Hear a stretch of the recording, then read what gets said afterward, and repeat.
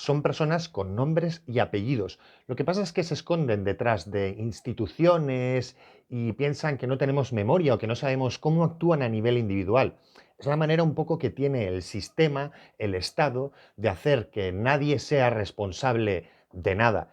Luego nos venden el cuento de que el Estado somos todos y todas, cuando en realidad son unos muy pocos. Generalmente los que manejan el dinero y la información.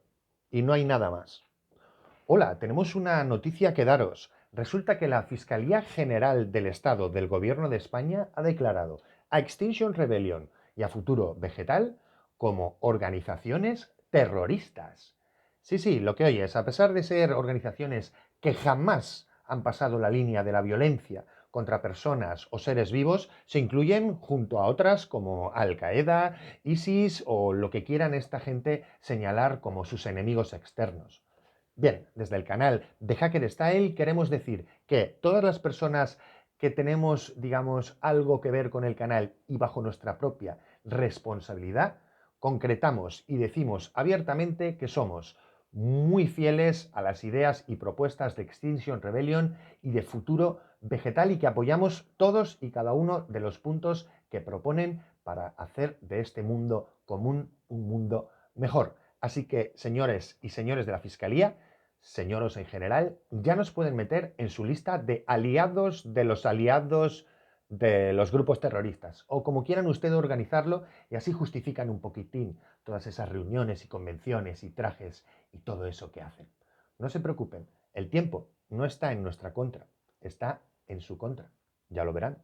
Hasta luego. Esta mañana la Policía de Investigaciones realizó una serie de allanamientos en las llamadas Casas Ocupa. Es un golpe que refleja el espíritu del gobierno, de luchar contra los seres humanos, de luchar contra sueños, esperanzas, años de trabajo, sin piedad, grupos anarquistas, Ley antiterrorista. presos mapuches, Supuestos victimarios. Ellos son los verdaderos terroristas de este país. Yo sería criminal si fuera un ladrón de juventud que impone a sus trabajadores condiciones de esclavitud. Sería criminal si lucrara con la salud, obligando al pobre a escoger endeudamiento o ataúd. Sería criminal si fuera el dueño de FASA y pagara una multa con que ni se inmutan mis ganancias. O si fuera un buitre, un pirata de la educación que no gasta en pupitres ni la mitad de su plata de subvención. Yo sería ladrón si me llamara Piñera y si mi principal inversión estuviera en la moneda.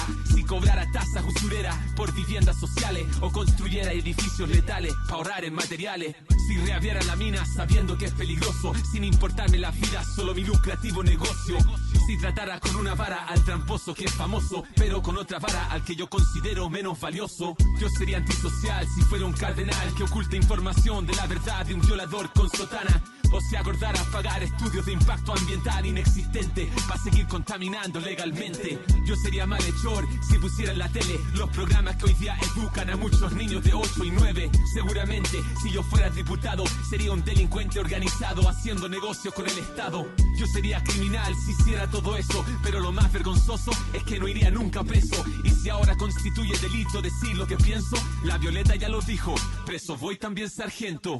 Sería justificado criminalizarme si yo del Transantiago fuera de los principales responsables. Pero ya ven, los pobres son los que siempre cumplen condena, dentro o fuera de la cana, con o sin cadena.